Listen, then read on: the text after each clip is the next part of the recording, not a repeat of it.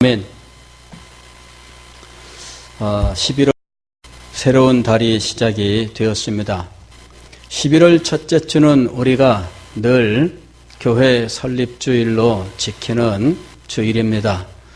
제가 이번 주 중에 우리 설립주일을 앞에 놓고 우리 해밀턴 선교사님의 회고록을 찬찬히 읽어보았는데 깜짝 놀라운 사실 하나를 발견했습니다.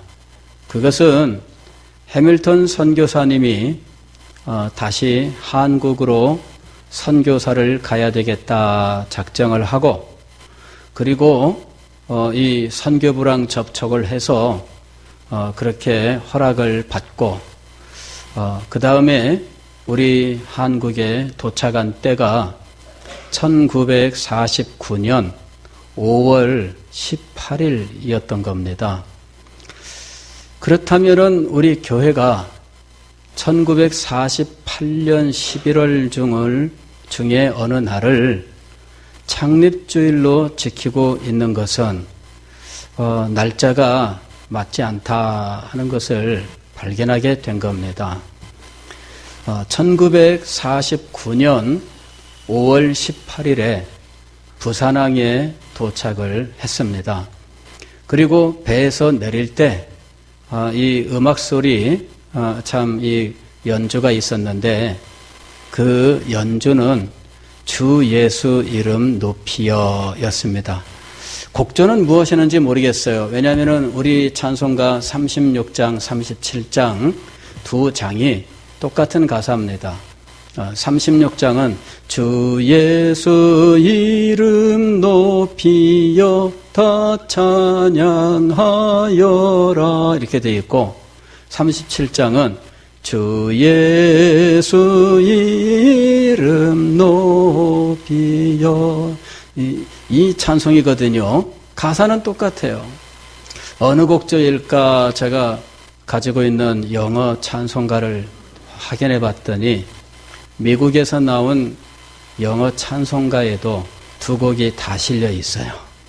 그래서 어떤 곡이었는지는 알 길이 없습니다. 그러나 연주용으로는 주 예수 그 37장 그 곡도 많이 쓰이고 있어서 이제 어떤 곡일지는 확정 지을 수는 없는데, 그 찬송이 울려 나오는 중에 배에서 내리는데 부두에는 이 선교사님, 평양신학교 또 그 성경학교 여기서 배웠던 제자들이 부두에 나와서 쭉 서서 환영을 하는데 눈물이 하염없이 흘렀더라 이렇게 기록하고 있습니다.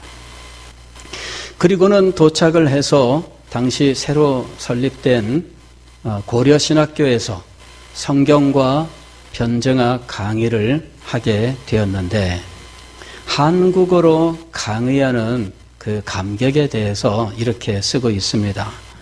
한국어로 강의하기 시작하면서 한국어가 어떻게 나에게 돌아왔는지 너무나 놀라웠다. 그러니까 미국에 가서 10여 년 동안 다시 이렇게 지내다가 한국에 와서 한국어로 강의를 하는데 되더라 이거죠. 되더라. 그래서 너무나 놀라웠다 이렇게 이야기를 합니다. 오자마자 짐을 푸른 곳은 동네 이름은 나와 있지 않은데 일본 사람들이 지은 일본식 2층 집이었습니다. 거기에 이미 선교부 책임자인 이 치솜 선교사랑 또 말스베리 선교사 부부, 그 다음에 독신으로 와 있던 마저리 선교사 이렇게 이제 있어서 함께 그곳에 거주했어요. 방 한 칸을 얻어서 문을 열면은 다다미방으로 쭉 연결돼서 문짝 다 떼내면은 전체 하나의 홀이 되는 이런 일본식 집에 거주했던 거죠. 그리고 부지런히 알아봐서 이제 같은 식의 일본식 집 한 채를 구입하게 됩니다. 정원도 있는 아주 예쁜 집이었는데 그곳에서 어른들과 아이들을 모아서 이제 예배를 드리기 시작을 했다 하는 거예요. 동 이름은 안 나오는데 이 일본식 집들이 많이 있던 지역이 우리 이제 동대신동, 현재의 동대신동 지역입니다. 그래서 아마 그쪽 어딘가에서 이렇게 선교사님이 예배를 드리면서 이제 교회를 시작하게 된 겁니다. 그래서 제가 깜짝 놀라서 그러면은 교회 설립 70주년은 한다면 내년이 돼야 되지 않겠느냐. 정확한 기록이 있으니까 이제 이것은 우리가 당회에서 다시 한번 의논해야 될 문제다 이렇게 생각합니다. 자, 이분이 한국에 와서 맞닥뜨린 현실, 그것은 이 신사참배의 문제였어요. 신사참배 문제로 한국 교회는 분열되었고 이 경남 지방은 이제 한상동 목사님을 중심으로 해서 추록 성도라고 하는 분들이 이제 중심이 되어서 신사참배를 회개하지 않는 한국 교회에 대해서 이제 항의하고 이 교회와 단절하면서 소위 고려파라고 하는 이 파를 만들게 됩니다. 그리고 이 고려 신학교에서 목회자들을 양성하게 되었는데 어느 날 이 해밀턴 선교사님이 자기가 강의가 연달아 있었어요. 첫 시간 강의, 둘째 시간 예배, 셋째 시간 강의 이렇게 이제 자기 순서인데 첫 시간 강의하면서 기도를 끝내면서 마음속에 체프를 지금 드려야 되겠다 이렇게 생각하게 됐다는 거죠. 그래서 바로 지금 예배를 둘째 시간이 아니라 지금 첫 교시에 예배를 드리겠습니다 하고는 예배를 시작하고 말씀을 전하게 되었는데 그때 자기가 이제 회개를 한 거죠. 자신의 교만함, 또 자기의 뜻을 앞세우는 거, 또 겸손이 부족한 거 이런 여러 가지에 대해서 오히려 공개적으로 자기가 회개를 한 거예요. 그랬더니 이 신학생들 사이에 울고 통곡하고 참 이런 놀라운 이 회개의 역사가 일어나면서 이 부흥이 일어나게 되었습니다. 이 소문이 성경학교에도 전달되고 성경학교에서도 다시 회개하면서 이 신사참배로 무너졌던 신앙들 새롭게 회복하고 또 새로운 나라, 이 나라를 세우는데 이 교회가 새롭게 돼야 된다. 놀라운 부흥이 일어났던 일들을 기록하고 있습니다. 한 번은 서울에 일이 있어서 올라갔는데 토요일 날 오후까지 일을 모두 마치고 원래 계획대로는 거기 예약을 해놓고 1박을 하고 내려오기로 되어 있었는데 그냥 부산으로 바로 가야 되겠다는 마음이 들어서 백방으로 노력을 해 밤차를 탈 수가 있었습니다. 밤차를 타고 내려왔는데 다음 날 뜻밖에도 전쟁이 났다 하는 소문이 일어난 거예요. 즉 그날 6.25 사변 주일날 새벽에 북한 군대가 탱크를 앞세우고 남한을 침공해온 날이었어요. 그날 새벽에 이 선교사님은 부산에 도착을 한 거죠. 하나님께서 얼마나 자신을 인도하셨는지 감사하면서 식구들은 이 외국인들 모두 이제 미국 사람들은 미국에서 다 이제 일본으로 피난을 보냅니다. 일본에 가 있다가 자기가 한국에 오고 싶어서 자원해서 이제 통역관이 되어가지고 한국으로 다시 오게 됩니다. 그리고 이제 하야랴 부대로 출퇴근을 하는 거죠. 여기 집이 여기 있었는데 여기서부터 하야랴 부대까지 그 미국에서 올 때 자기가 차를 아예 가지고 왔어요. 자동차를. 그래서 그걸 타고 출퇴근을 하면서 전쟁이 진행되면서 전쟁 포로들이 오고 이 전쟁 포로들을 관리하고 또 예배드리고 하는 일들이 있었는데 전쟁 포로 중에는 평양신학교에서 가르쳤던 제자들도 있어서 만나고, 그리고 너무 숫자가 많아지니까 거제도로 포로 수용소를 만들어서 보내게 되었는데 24,000명의 기독교인 신자들을 거기서 구원해내고 이제 이러는 일들을 행합니다.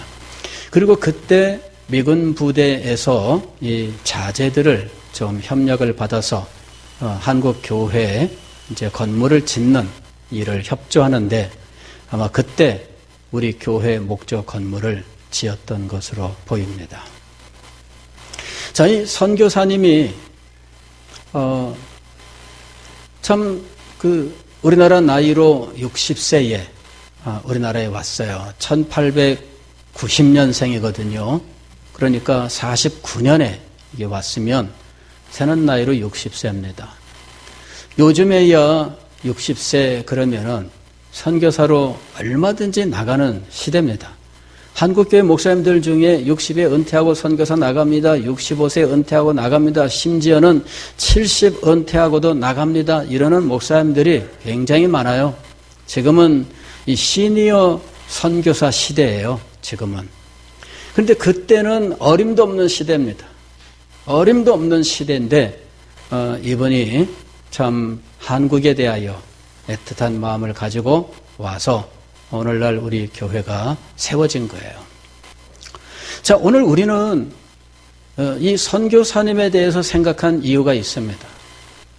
우리 교회에는 엄연히 진리와 신앙의 전수가 이루어지고 그때에는 분명히 이 진리와 신앙의 전수가 그 설립자의 설립 정신에 의해서 그 방향이 정해지고 또 그렇게 전수되어 오고 있다라고 하는 사실 때문입니다.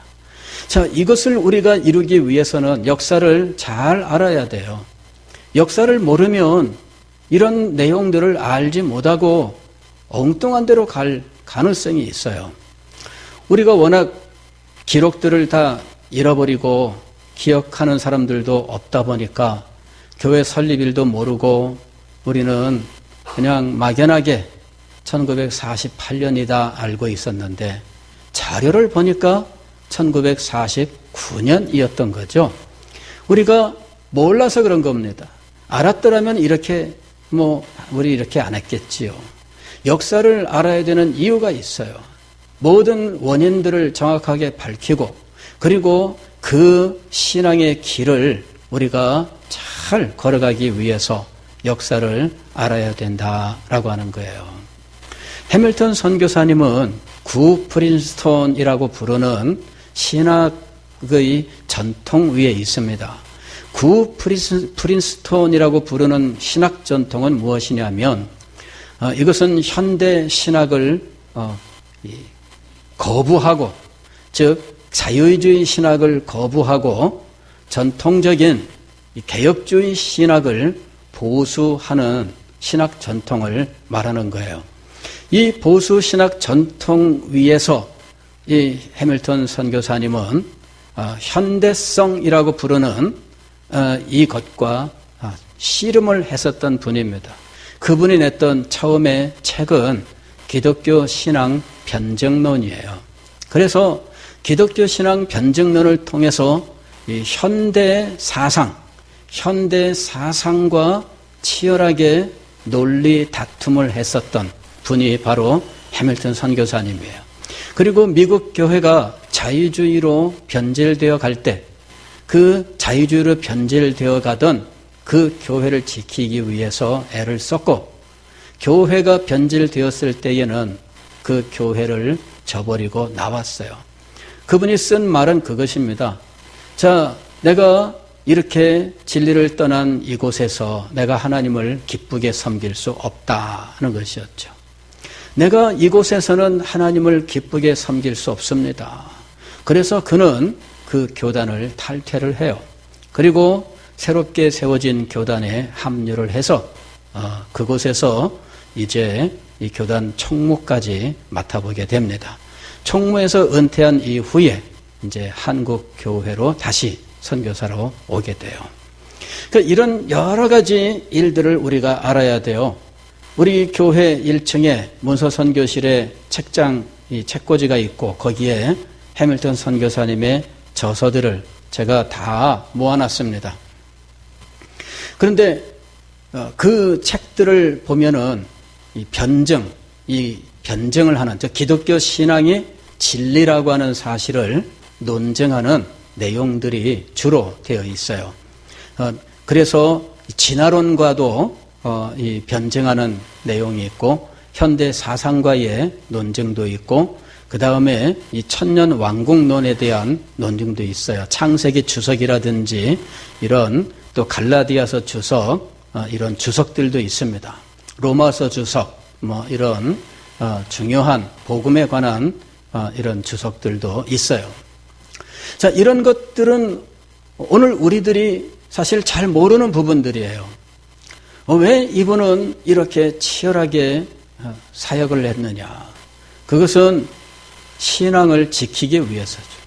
진리를 보수하고 그 진리에 따르는 신앙을 지키기 위해서 치열하게 투쟁을 했던 거예요.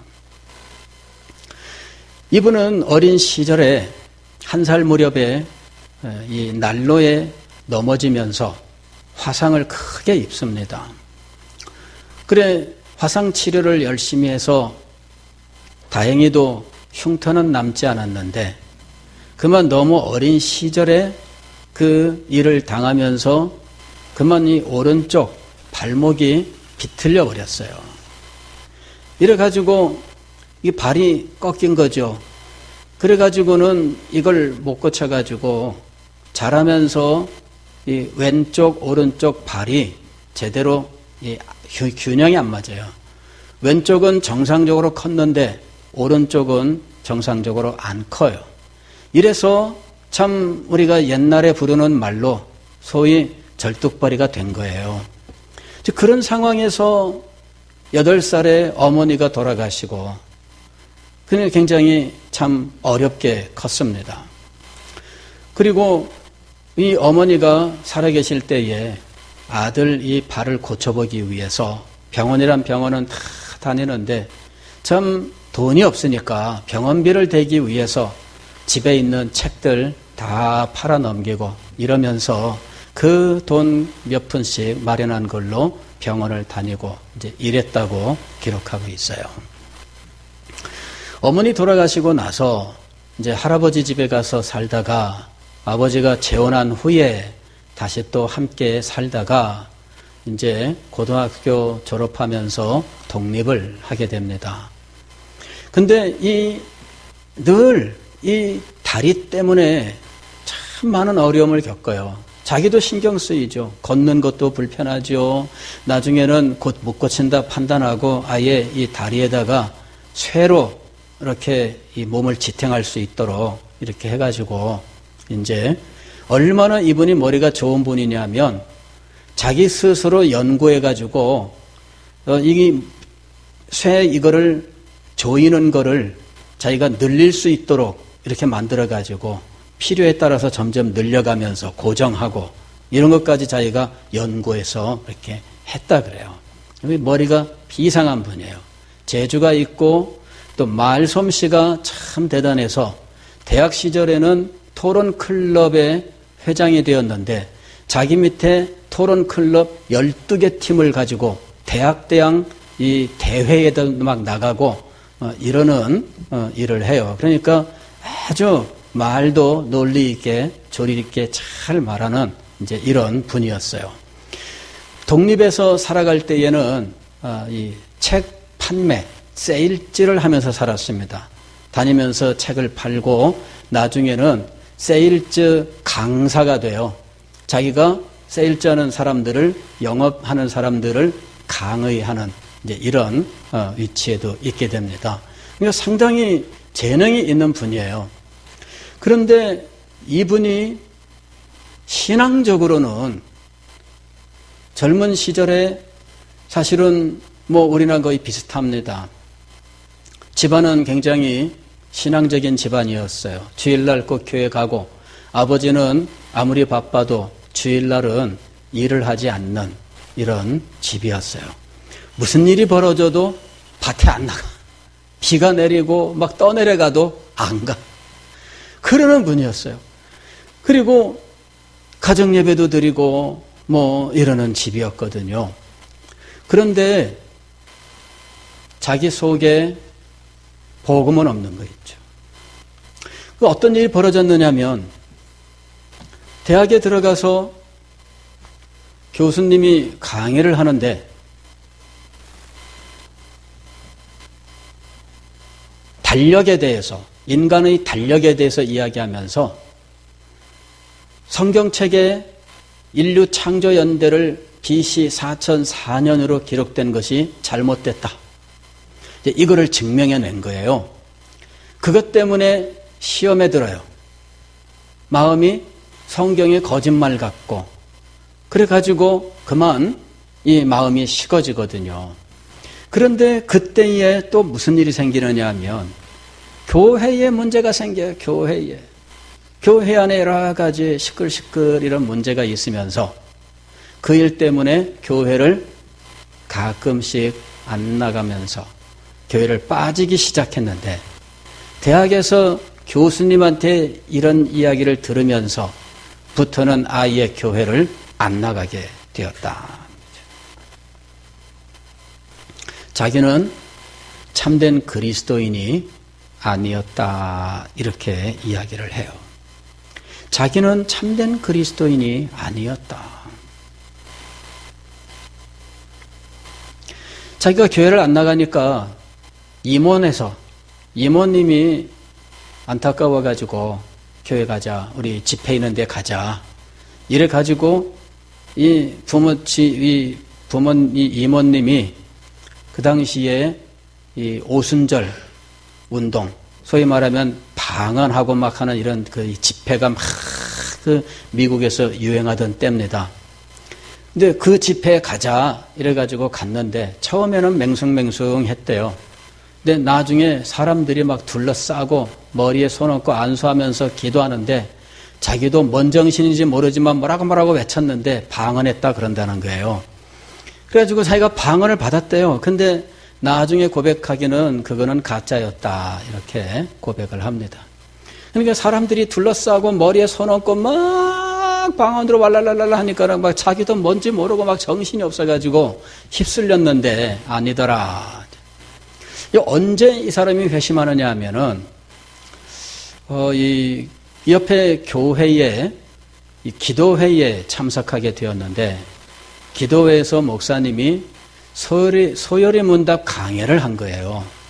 그 소열의 문답 강해를 들으면서 그제서야 자기가 이 복음 진리에 대한 내용들을 이제 일목요연하게 듣게 된 거예요.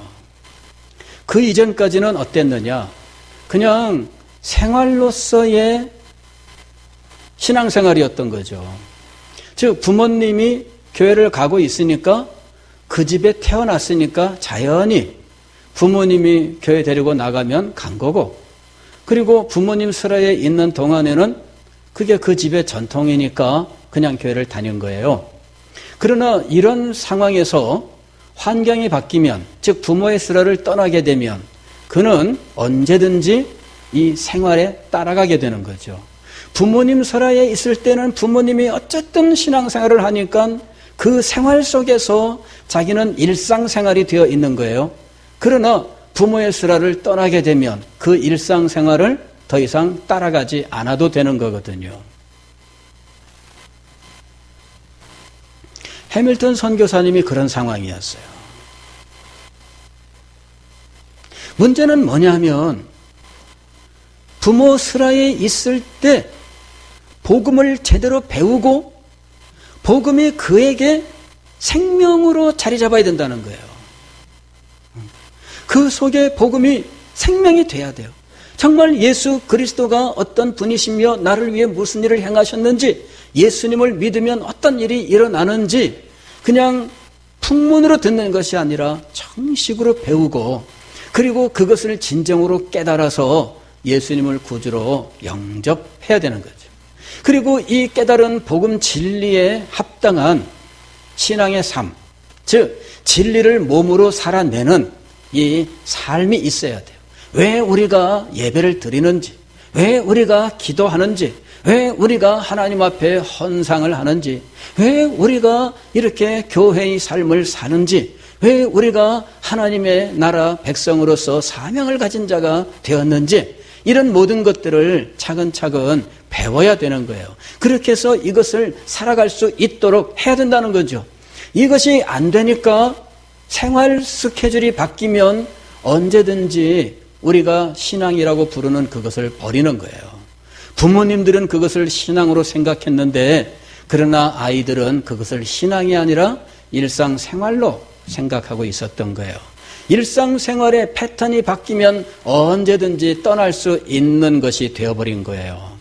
고등학생이 되고 학교에 가서 대부분의 시간을 보내고 집에는 한 6시간 정도 이렇게 지내게 되는 때가 오게 됩니다. 집에 다녀오겠습니다가 아니라 학교에서 집에 다녀오겠습니다 하고서는 집에 갔다가 학교로 오는 이런 삶을 살면서 그는 일상생활을 드디어 벗어날 수 있게 돼요. 집이 일상생활이 아니라 학교가 일상생활이 되는 생활이 되면서 점점 이 믿음의 그 생활을 떠나게 되는 거예요. 대학에 들어가고 대학생활에 빠지면서 혹은 부모의 쓰라를 떠나 서울이나 기타 다른 곳으로 가게 되면서 그는 부모님과 함께 했었던 일상생활을 이제는 더 이상 안 하게 됩니다. 그게 자연스러운 것이 그 마음속에 생명이 자리 잡고 있지 못하기 때문이에요. 지금 이 해밀턴 선교사님의 일대기를 제가 쭉 회고록을 통해 읽으면서 이분의 그 청소년 대학 이렇게 넘어가는 그 시기, 청소년에서 대학으로 넘어가는 그 시기에 이분이 결국은 신앙을 잃어버리고 이제 방황을 하게 되는 거예요. 그러나 하나님의 은혜가 이 해밀턴 선교사님을 붙들고 놓지 않았습니다. 그래서 이분이 어느 교회 기도회를 갔는데 그곳에서 소율의 문답 강해를 듣고 차근차근 배우면서 자신이 의문에 빠져 있었던 문제들, 이런 것들을 하나하나 해결해 나가면서 어느 날 목사님에게 상담 요청을 해요. 아침 8시에 갔는데 오후 5시까지 하루 종일 목사님하고 있으면서 자기가 묻고 싶은 것 다 물었어요. 평소에 갖고 있던 의문들 다 물어봤어요. 하루 종일 같이 있으면서 그 모든 의문들을 다 묻고 답변을 듣게 돼요. 그리고 또 한 번 그런 시간을 가지면서 이제 그는 결정적으로 예수님이 나의 구주요 나의 하나님이십니다 고백을 하고 드디어 이분이 예수님을 자기의 구주로 영접하게 돼요. 할렐루야. 예, 그러면서 방황이 그쳤어요. 그러면서 이분이 해외 선교의 비전을 갖게 돼요. 해외 선교의 비전을 가지고 있지만 그러나 엄두를 내지 못합니다. 왜냐하면 자기가 이 발이 지금 불편하거든요. 이것 때문에 뛰지도 못하고 많이 걷지도 못합니다. 선교사가 되면은 많이 걸어다니면서 복음도 전해야 되는데 이게 자신이 없어요. 그리고 선교사 지원했을 때 이런 사람이 선교사로 허락을 받을 수 있을까? 안 될 거야. 이렇게 생각을 해요. 그런데 아프리카 선교사로 나갔다가 은퇴한 선교사님을 만나게 돼요. 그분에게 이런 말을 했더니 그분이 하는 말이 해보지도 않고 어떻게 안 된다고 판단하나? 해보지도 않고 어떻게 안 된다고 판단하느냐? 누가 생각나죠? 옛날에 정주영 씨가 그랬대잖아요. 해봤어? 예. 아프리카 선교사 은퇴한 분이 해보지도 않고 어떻게 안 된다 그러냐. 그때 문득 자기가 그 생각이 든 거예요. 그래, 나는 지원도 안 해봤는데 스스로 안 된다고 결정을 내리고 있었던 거죠. 그래, 자기가 지원을 하면서 소상하게 자기소개서를 쓰고 해서 보냈는데, 또 이제 읍내에 갔더니 거기서 또 이 선교사 한 분이 마침 귀국해 있었는데 그분을 만났어요. 그랬더니 그분이 또 하는 말이 뭐냐면은, 선교사라고 해서 반드시 전도하러 여기저기 다녀야만 되는 것은 아니고 신학교라든지 이런 데 강의할 수도 있고, 하여튼 섬기는 분야가 있으니까 몸이 그래도 얼마든지 선교사로서 활동할 수 있다. 이렇게 이제 이야기를 해줘요. 그래서 그렇구나. 내가 선교지에 가서 신학교에서 교수가 되어서 강의하면 그러면 그것도 선교사로서 기여하는 거구나. 이제 그걸 알게 되는 거죠.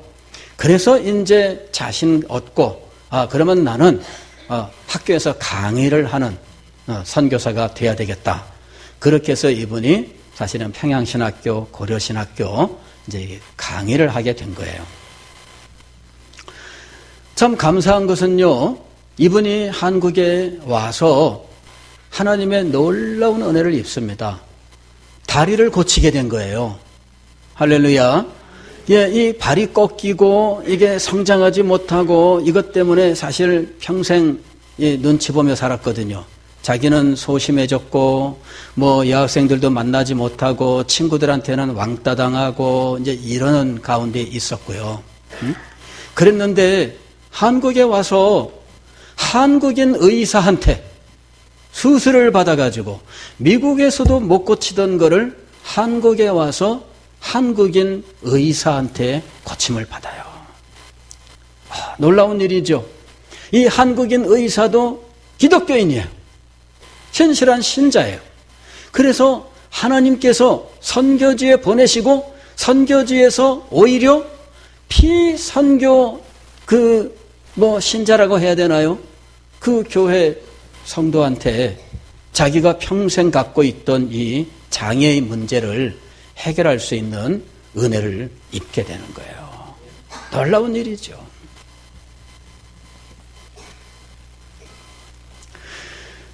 오늘 우리가 11월 달에 메시지의 제목은 신앙의 전수입니다. 금년은 제가 다음 세대의 문제에 집중해서 모든 메시지를 하나하나 지금 정리해 가고 있는 중입니다. 저도 깨달음을 얻고 새로운 발견을 얻으면서 은혜를 누리고 있습니다. 지금 우리한테 필요한 것이 무엇일까? 왜 우리가 다음 세대의 문제를 준비해야 된다고 하느냐? 바로 이것 때문입니다. 신앙을 전수하기 위해서요. 그런데 일상생활로서의 신앙을 전수하면 안 된다 하는 거예요. 그냥 부모님이 교회를 나가니까 그냥 우리 집에 풍토는 그런 거야. 그리해서 부모님 따라서 교회를 다녔는데 이게 그냥 신앙이 아니라 자기로서는 일상생활인 거예요. 등산 좋아하는 아버지를 둔 집안의 아이는 등산에 끌려가는 것처럼 그냥 교회를 나온 거예요. 여러분, 대부분의 이 그리스도인 가정은 아마 이러기가 쉽다 이렇게 보여요. 우리가 각성해야 됩니다. 이러기가 참 쉬워요. 이 해밀턴 선교사님도 제가 회고록을 보다가 이분도 정말 기독교 사회 속에서 기독교 집안에서 성장했지만 그러나 그것이 신앙을 갖게 하는 것은 아니구나 하는 것을 보게 된 거예요. 신앙이 그냥 생기는 거 아닙니다. 신앙이 일상생활이나 그 집안에 무슨 어떤 취향처럼 돼버리면 안 됩니다. 등산 좋아하는 아버지는 등산 가고 캠핑 좋아하는 아버지는 캠핑 가는데 애들도 다 따라다니잖아요. 그것처럼 교회 가는 아버지는 엄마는 교회 데리고 가는 거예요. 그러면 이거는 신앙이 아닙니다. 그냥 생활일 뿐이죠. 자, 우리 부모들은 어떻게 해야 되겠습니까? 우리 자녀들에게 진리를 가르치되 이 진리가 그 마음속에 생명이 될 수 있도록 해야 됩니다. 이것이 우리의 목표가 되어야 돼요. 이것을 위해서 기도해야 돼요. 그리고 이 일을 위해서 제대로 가르쳐야 돼요. 그냥 생활로서 교회를 데리고 나오는 것이 아니라 그 마음에 신앙을 넣어주기 위해서 정말 여러분 부모님들이 기도하고 노력해야 된다는 이야기예요. 말씀을 가르치고 말씀을 깨닫고 예수님을 자신의 구주로 발견하고 깨닫는 놀라운 역사가 일어나야 됩니다. 또 우리 교회에서도 마찬가지죠. 주일학교에서 교육할 때에 집사님, 권사님 집에 아들이요, 장로님의 손자요, 다 그렇습니다. 그러나 여러분, 아이들은 주일학교를 그냥 일상생활로 여길 가능성이 커요. 교사들이 생명을 전하는 사람들이다라고 하는 자각을 가지고 교사들부터가 어떤 타성에 젖은 이런 사역이 돼서는 안 돼요. 여러분의 사역이 생명력이 있어야 돼요. 여러분 의식이 깨어 있어야 되고 여러분들도 감당하지 못하여 억지로 하는 일들이 되어서는 안 되는 거예요. 교사들의 영혼이 살아있어야 돼요. 교사들의 마음이 살아있어야 됩니다. 교사들이 성령 충만해서 하나님의 뜻을 알고 하나님의 뜻에 순종하면서 하나님의 손에 붙들려 사용되어야 되지. 그렇지 않으면은 그냥 일상생활로 경험하는 일밖에 안 돼요. 엄마 손 붙잡고 문화센터에 가는 거나 엄마 손에 이끌려 교회에 오는 거나 아이들 입장에서는 다를 바가 없는 거예요. 문화센터에 가서 엄마가 성악 배워라 그러면 가서 성악 배우고 그러는 거나 엄마가 교회 가라 교회 오는 거나 아이들 입장에서는 똑같아요. 신앙이 그 속에 진정으로 새겨져야 돼요. 우리가 이걸 목표로 해야 됩니다. 그리고 이 신앙을 우리는 구체적으로 구분을 하면 진리의 전수와 진리를 삶으로 살아내는 이 신앙 생활의 전수가 있어요. 저는 진리의 전수 쪽에 좀 더 많은 역점을 두었었는데 그러나 알고 보면 진리를 삶으로 살아내는 이 삶의 실천도 그 교회에 전수해야 될 중요한 유산이다 하는 거예요. 이것을 우리가 알고 진리와 아울러서 진리를 따라 사는 삶, 흔히 우리는 이것을 그냥 신앙이라 이렇게 불러요. 진리와 신앙. 그럴 때 신앙 하면은 진리를 우리가 삶으로 살아가는 것을 말할 때 그냥 흔히 그렇게 씁니다. 이 두 가지를 함께 정말 함께 이것이 생명력 있게 우리 자녀들에게 전해지도록 가르쳐야 된다는 거예요. 지금 사도가 오늘 이 데살로니가 후서 2장 13절 이하에서 바로 이런 사실을 말씀하고 있습니다. 주께서 사랑하시는 형제들아 우리가 항상 너희에 관하여 마땅히 하나님께 감사할 것은 하나님이 처음부터 너희를 택하사 성령의 거룩하게 하심과 진리를 믿음으로 구원을 받게 하심이니 하나님께서 그들에게 구원의 역사를 베푸셨어요. 이건 어떻게 임했느냐 하면 사도 바울이 복음을 전함으로 이루어진 거예요. 14절 보면 이를 위하여 우리의 복음으로 너희를 부르사 우리 주 예수 그리스도의 영광을 얻게 하려 하심이니라. 그런데 이제부터는 어떻게 해야 되겠느냐? 그러므로 형제들아 굳건하게 서서 말로나 우리의 편지로 가르침을 받은 전통을 지키라. 진리를 받고 구원을 얻었습니다. 진리에 합당한 삶, 즉 진리를 자기의 몸으로 살아내는 이 일이 있어야 돼요.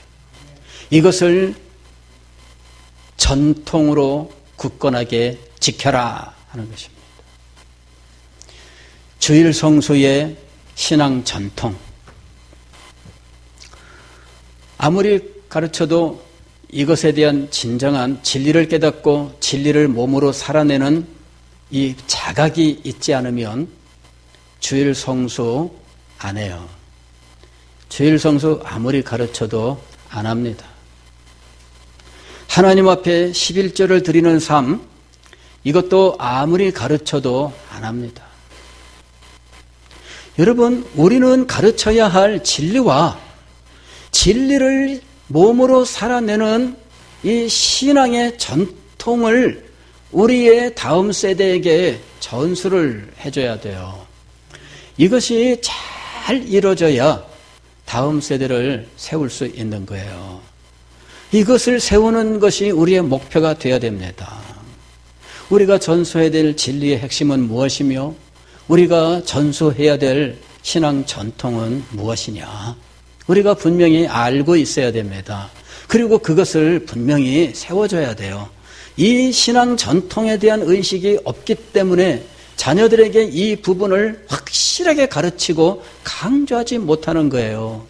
진리와 신앙 전통을 확실하게 우리가 알고 이것을 자녀들에게 가르쳐야 돼요. 이렇게 교회가 세워져야 되는 겁니다. 앞으로 우리가 이런 내용들에 대해서 생각을 하게 될 것입니다. 바라기는 우리 교회는 영적 생명이 있어서 모든 성도들이 하나님 주시는 생명으로 충만하고 우리 자녀들이 이 생명이 넘쳐 우리 하나님을 섬기는 살아있는 교회, 능력 있는 교회가 되시기를 주의 이름으로 축원합니다. 기도하겠습니다.